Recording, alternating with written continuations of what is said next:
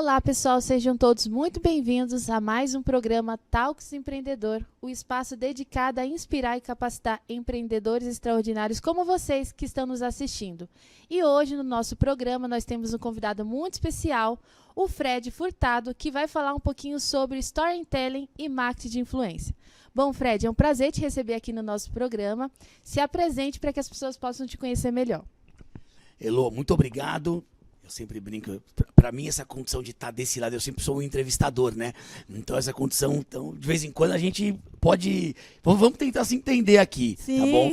Bom, eu sou um profissional há 14 anos de marketing de influência, eu empreendo já desde os 20 anos de idade. Hoje eu atuo, na verdade, no processo de mentoria e consultoria para pessoas e marcas que querem se posicionar na internet, querem encontrar o caminho do digital, né? Além de atuar na conexão entre marcas e influenciadores. Perfeito. Bom, a minha primeira pergunta que eu tenho aqui é qual o papel do storytelling no fortalecimento de um posicionamento digital? Perfeito, vamos lá. Posicionamento é um conceito. Isso é muito importante. Adorei tua pergunta porque eu acho que a gente consegue explicar isso para as pessoas. Posicionamento digital é um conceito. Então você vai se posicionar, você vai gerar a percepção do quão bom você é na internet, né? O storytelling é uma técnica, é uma maneira de fazer isso. Existem várias. Eu sou especialista em storytelling. Storytelling é contar uma história. Então, o cinema conta história, as pessoas contam histórias. E por que pode... por que funciona mais ou menos do que outras técnicas? Eu acho que não é que funciona mais. Eu acho que ela gera mais impacto porque ela gera mais conexão. Quando você conta uma história tua, por exemplo, eu vou contar uma história que aconteceu comigo hoje, mas eu lembrei da minha mãe, eu lembrei da minha filha, eu lembrei do meu tio. Isso torna você mais pessoal. Portanto, a história fica mais legal, né? Eu sempre falo para os meus clientes assim, olha, imagina que tem uma roda aqui. Como é que você contaria essa história? Você falaria que, eu faturei não sei quantos milhões o ano passado e tal. Não tem muita graça isso. Agora, se você contar uma história do teu filho, do teu cachorro, o esporte que você gosta, você começa de uma maneira, né? E storytelling é isso, é contar uma história. É muito prático, é muito simples, mas tem também maneiras e formas. Sim, mas eu fico pensando, não é qualquer história. Como que a gente consegue estruturar essa história de uma maneira intencional que gere um resultado em cima daquilo? Porque quando a gente fala de história, às vezes as pessoas pensam, é só sair contando uma história triste. Como que é essa contagem de história? Existe uma estrutura para que isso ocorra? Como que funciona? Tem estrutura, mas assim, eu sou de um... Isso é uma pergunta. Eu sempre falo que existe um funil, e eu sempre dou o exemplo assim, você tem que atrair, reter, dialogar, para depois acessar. Quando você atrai por infinitas possibilidades. Depois que você retém, quer dizer, depois que você deixa alguém ali, que você mantém alguém te seguindo, é uma parte importante. Mas para ter gente sendo retida, você tem que atrair. E eu falo, quanto mais superficial, quanto mais simples, quanto mais orgânico, melhor. Então, Fred, a história da vovó é legal? É legal. A história do cachorro é legal? É legal. Né? Porque, às vezes, a história que você quer contar, que é sobre o seu faturamento, seu negócio, seu produto, seu serviço, não interessa a todo mundo. A quem interessa? A próxima etapa, a quem você quer manter na sua base. Mas para manter, você tem que trazer mais gente. Né? Por isso que você vê quem são as maiores audiências do mundo? As pessoas de entretenimento. Sim. Né? Elas não são profundas. Não. Né? Mas também muitas vezes não conseguem vender grandes coisas. Mas tem uma audiência gigante. Então, quando você quer mostrar o quão bom você é, quer dizer, você é uma autoridade, você está bem posicionado na internet, você tem que atrair o máximo de pessoas para daí você reter. Então, a ideia da história é, eu vou contar uma história da minha filha, mas para dizer o quanto o que a minha filha me ensinou me impactou no meu negócio. Aí, claro, aí o que você falou, aí tem uma técnica. Tem 3 segundos, tem depois os próximos 20, depois tem os próximos 20 para você contar a história por etapas para gerar a percepção certa na cabeça de quem te segue. Nossa, isso parece dar muito trabalho, Fred. Por isso que existem especialistas para isso. Por isso que daí me segue no Instagram, me manda uma... Não, brincadeira. Isso.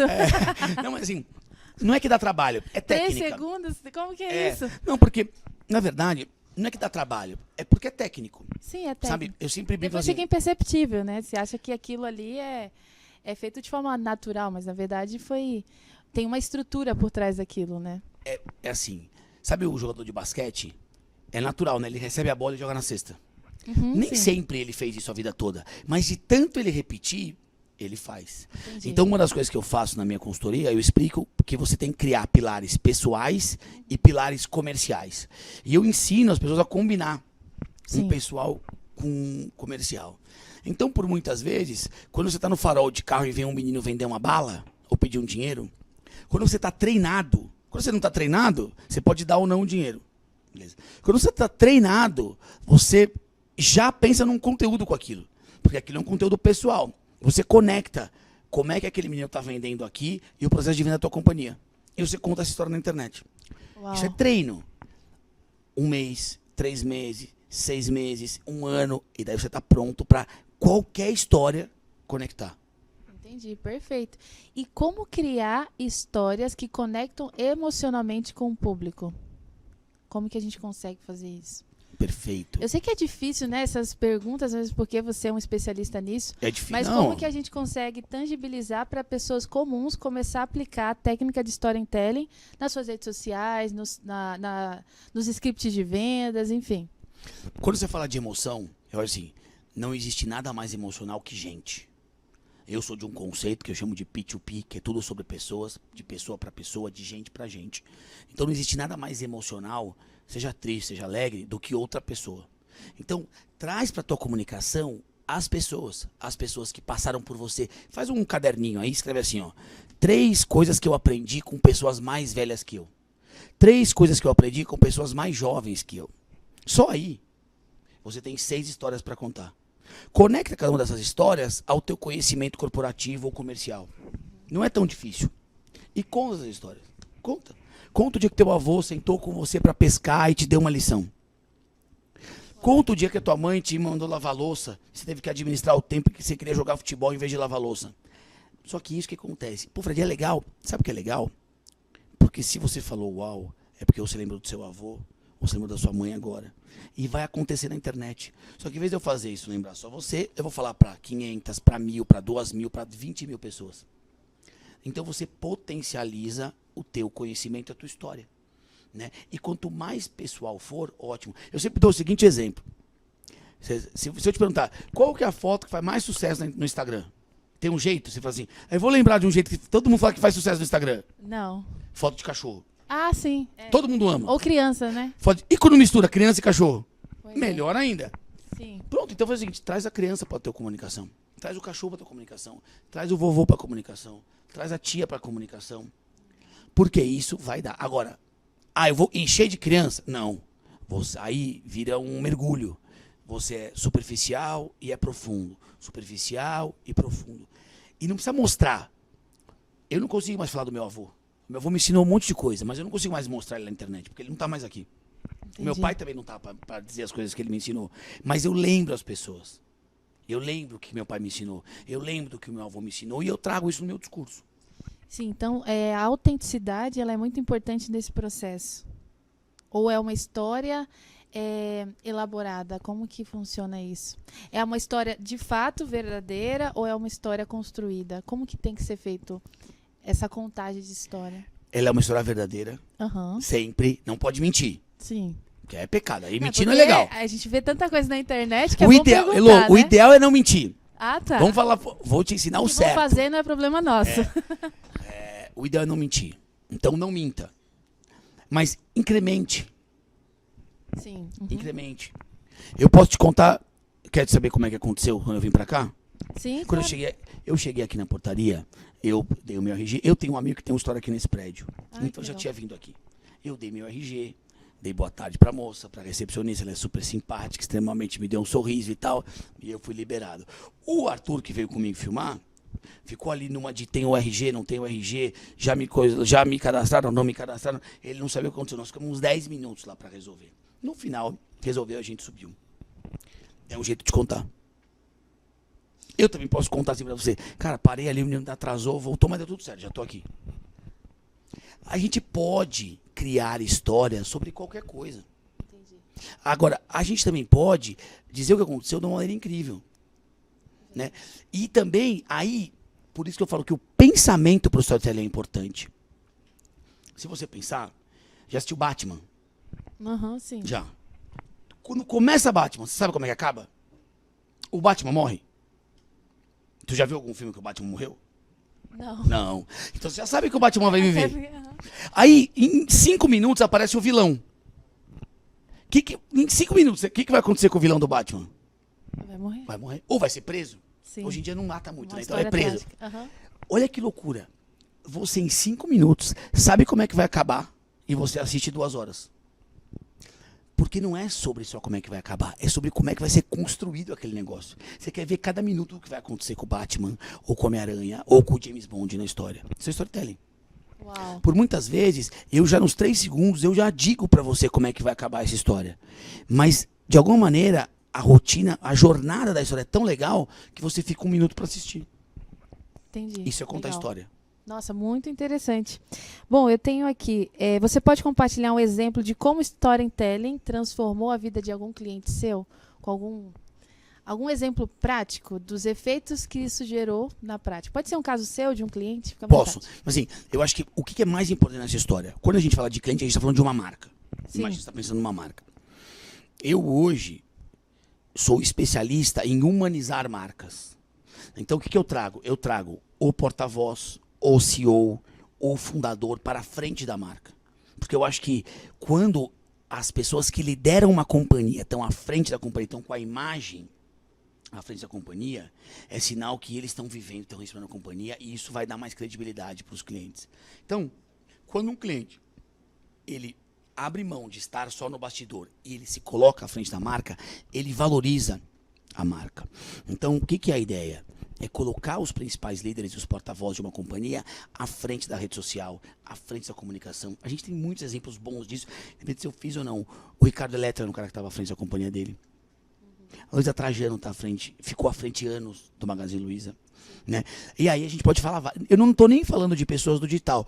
O João Adib fica à frente da CIMED. Né? Por quê? Você fala assim, cara, se esse cara tá abrindo mão de estar de férias, esbanjando, gastando o dinheiro que ele ganha para estar aqui todo dia trabalhando, esse negócio tem uma coisa a mais. Eu quero fazer parte dessa comunidade. Ele é um líder de movimento. Então, sim. por que é importante? E não é só o storytelling, porque é alguém contando. Como é que a gente fala de um storytelling humanizado se você vai colocar uma caixa assim, um lettering escrevendo? Não. Tem que vir alguém contar. Por muitos anos, foram os atores e as atrizes. Né? Por muitos anos, os atores e atrizes globais fizeram o papel. Ainda fazem. Então não é o dono da empresa de shampoo que mostra, é a Juliana Paes que mostra a empresa de shampoo. Né? Sim. O chinelo não é o dono da Havaianas, é o Calma Raymond que mostra a Havaiana. Mas existe uma migração gigante para várias marcas que estão abrindo mão disso e colocando. O Ale da Cacau Show não tem um porta-voz, muitas vezes. Ele é o porta-voz. Legal. Né? Então, em muitas... Traz uma humanização para a marca. Claro que, Fred, é só assim que dá? Não, não é só assim que dá. Mas os cases são gigantes. Se eu te perguntar o CEO da Apple, talvez você me fale o Steve Jobs. Muita gente acha que o Steve Jobs ainda é o CEO da Apple. Esse cara morreu há mais de 15 anos. Mas olha como uma pessoa ela é importante para uma marca. Sim, verdade. Né? Um CEO Essa eu morto... não sabia, hein, gente? Não. Um CEO morto há mais de 15 anos ainda tem uma cadeira cativa na percepção e no subconsciente das pessoas. Sim. É maluco. Verdade. Né? O CEO do McDonald's ainda é o Tim Cook, esse cara já... Não sei se o Tim Cook já morreu, mas ele já é muito velho. Não é maluco isso? Então, olha que loucura. Sim. Por quê? Porque a gente se conecta com gente. A Apple não é nada mais que tecnologia, celular, computador, mesa e cadeira. Mas as pessoas fazem e colocam a Apple onde ela está. E o McDonald's, e a CIMED, e o Magazine Luiza, e as várias marcas que existem. Não, perfeito. Bom, e agora entrando um pouquinho no tema do marketing de influência, eu queria que você explicasse para as pessoas que estão nos assistindo o que seria o marketing de influência e qual a importância do marketing de influência para o posicionamento de marcas de sucesso. Vamos lá. Primeiro, marketing de influência. Imagina que o influenciador é uma pessoa na internet, igualzinho você, só que em vez de ter 50, 100, 200 amigos, ele tem milhões. Igualzinho. Então, ele mostra o dia a dia, ele tem uma rotina, porque a internet não é a televisão. Ela é um veículo de comunicação, assim como a TV, assim como o jornal, assim como o rádio, né? Mas ela é um pouco diferente. Por quê? Porque ela não foi criada para ser veículo. Diferente da televisão, do rádio, ela foi criada para comunicar algo e, portanto, surgiram pilares. Como eu dei exemplo aqui, a Júlia Paz, o Cauã Raymond, o Lima Duarte. Vamos ver a idade da galera que está me assistindo aqui, né? Não sei. Os vários atores que existem. Sim. Na internet, é outra coisa. As redes sociais foram criadas para socializar digitalmente. Porém, pessoas começaram a produzir conteúdo, a demonstrar o teu dia a dia, mostrar o teu conhecimento e alçaram voos muito grandes. Portanto, marketing de influência nada mais é do que compreender que existem pessoas que falam com muitas pessoas, portanto, elas são canais de comunicação e usar esse canal para comunicação de mídia. Quer dizer, se eu sou uma marca de carro, eu digo, você que tem a ver com a minha marca, que está de alguma forma, que segue os mesmos princípios e valores e tem uma audiência X, usa meu carro e conta como é que é. Essa é a ideia do marketing de influência. Quando você vê um influenciador na televisão, é diferente. Aí ele virou uma celebridade, virou um ator e ele está indo para outro canal. O marketing de influência é o meu canal digital, a minha conta do Instagram, o meu YouTube, o meu TikTok, divulgando uma marca por termos algo em comum. Bom, Fred, tem mais uma pergunta aqui. Você acredita que os pequenos influenciadores, eles também podem gerar algum impacto positivo na venda de algum produto através da internet? Muito. A gente chama de micro-influenciador ou nano-influenciadores. Primeiro, vamos lá, tem uma coisa muito importante, que é, o cara que é grande, ele já vive como grande. Ele normalmente financeiramente ele é um cara muito bem posicionado, porque ele já faz muita coisa, tem milhões de seguidores. Ele vive uma vida de celebridade. Essa vida é muito legal para você olhar, mas não é uma vida que parece com a sua. Pelo menos com a minha não parece. Gera rapport ali, conexão. Exatamente. Então ele tá muito mais para ser alguém que espalha uma notícia para muita gente. Agora, a mãe grávida, que tá ali falando da gestação, que tem 5 mil seguidores, ela conecta muito. Porque a mulher que tá grávida em casa quer ouvir essa história. O cara que vende água no farol, o motorista de Uber, ele funciona. Por quê? Porque ele tá muito próximo. Ele se parece muito com a audiência. Então, quando uma marca se parece com ele, tem um produto que, de alguma forma, resolve o problema dele, e ele mostra na internet, ele está dizendo assim, assim como resolve o meu problema, resolve o de cada um de vocês. Então, ele muitas vezes tem uma conversão muito maior. Ele tem um engajamento maior, né? E ele converte mais. Por quê? Porque o produto na mão dele tem muito mais significado do que na mão de um gigante. Entendi, perfeito. Bom, a gente falou de storytelling, falamos de marketing de influência e de posicionamento. O quanto um posicionamento assertivo, bem estruturado, ele pode aumentar os resultados e o faturamento de um mentor, de uma empresa, o quanto que isso impacta no faturamento final de um negócio. Porque é marketing, né? Assim, Elô, alguém bem posicionado é alguém que conta uma história que funciona para as pessoas. Eu falo Sim. de um negócio, eu falo de um binômio, assim, uma balança, que eu chamo de intenção e percepção. Tem gente que fala assim, eu não tô nem aí com o que falam sobre mim. Devia. Boa. Devia estar preocupado. Não com a vizinha que fala se você chega cedo ou chega tarde. Não é essa a preocupação. A preocupação é realmente, qual que é a percepção que as pessoas têm de valor sobre mim. Por quê? Porque é isso que eu transformo nas pessoas. E é por causa disso que elas vão comprar alguma coisa ou do Fred, ou da empresa do Fred. Então, alguém bem posicionado, alguém que gera a percepção certa, alguém que produz conteúdo com a intenção correta, funciona muito. Por quê? Se as pessoas entendem o que eu faço, se as pessoas entendem como é que eu posso ajudar elas, se as pessoas entendem efetivamente que transformação eu gero, ou o quanto que eu consigo entregar de valor, ela me procura para fazer essa transformação junto comigo. Pelo preço, né? E sim, pelo valor. Porque eu nem falo de preço. Eu falo, cara, não tem preço para isso. Né? Sim. Não tem preço para nada, na verdade. Porque você entende que tem N coisas que um relógio ele pode custar X ou 5 mil X e ele faz o mesmo papel. Um carro pode custar X, 5 mil X, ele faz o mesmo papel. Todo mundo faz o mesmo papel. Né? Agora, quando a gente fala de gente, tem conhecimento, tem jornada. Eu dou um exemplo, eu falo assim, Ah, falei, por que eu devo te contratar? Falei, primeiro, porque você tá fechado. Só de você fazer essa pergunta é sinal que você quer. Boa. Segundo, eu digo assim, ó, nessa jornada do posicionamento, eu já fui e voltei na estrada umas 50 vezes. E todos os buracos da estrada eu conheço. Se você andar comigo, eu te aponto todos, você não cai em nenhum. Só que eu já caí. Então, se tiverem buracos novos, eu te ajudo a sair, porque eu sei sair dos buracos. É isso. E é assim com todo mundo. Você, quando contrata um médico, é melhor o cara que já fez 10 cirurgias, você vai fazer uma cirurgia do coração, é o que já fez 50 cirurgias, ou você quer a primeira cirurgia? Você quer ser a primeira a ser operada pelo médico? Não. Ou que já salvou 50 pessoas? Tem experiência. Porque ele já... Ai, se a minha veia tiver mais pra esquerda, mais pra direita, ele com 50 cirurgias, sinal que ele já salvou uma veia torta, uma veia enfiada, um sangue que pingou. Eu imagino o que aconteceu. Sim, sim. Né? Uhum. Então, é isso. Tem Agora, repertório, né? é isso. Agora, ele tem que te contar isso. Ele tem, Entendi, entendeu? Ele tem que gerar essa percepção de que esse cara vai poder me salvar na mesa de cirurgia. Ele já foi e voltou 50 vezes na mesma estrada. Que é a estrada que eu vou passar a primeira vez e eu quero que ele caminhe comigo. Engraçado isso, né? A gente vê no mercado tantos profissionais altamente qualificados que não sabem se vender, porque querendo ou não, isso é uma forma de se vender, né?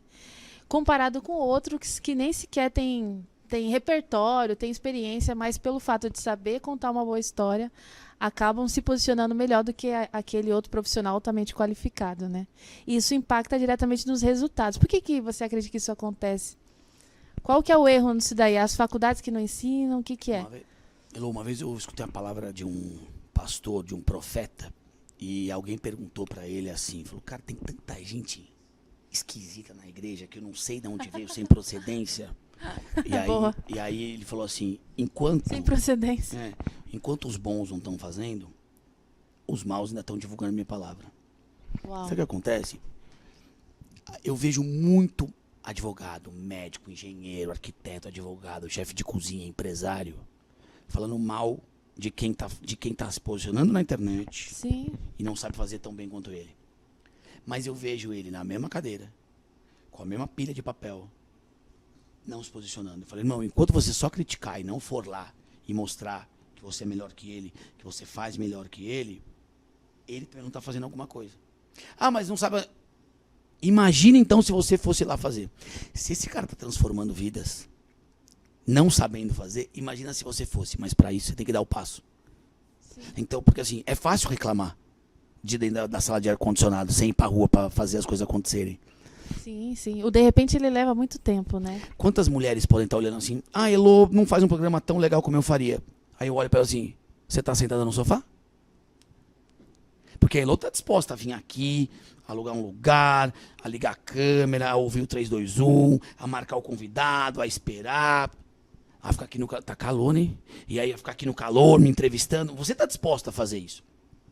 Então muita gente pode criticar, mas eu acho assim, só tem que criticar quem está entrevistando tão bem quanto ou melhor, dizer, pô, Elô podia melhorar aqui, mas você já viu alguém melhor que você parar para te criticar? Pois é, não. Não. Estão ocupados. Eles estão ocupados trabalhando, né? Exatamente, boa.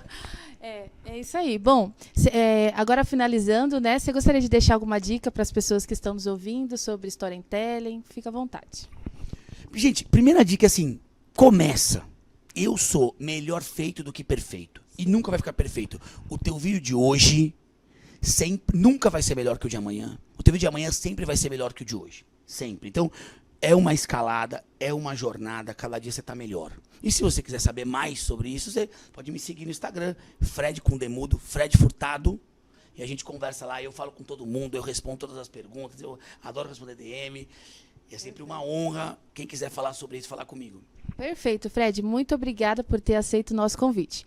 Bom, pessoal, esse foi mais um Talks Empreendedor. Continuem ligados para obter mais dicas valiosas como essas e te vejo no nosso próximo programa. Tchau, tchau.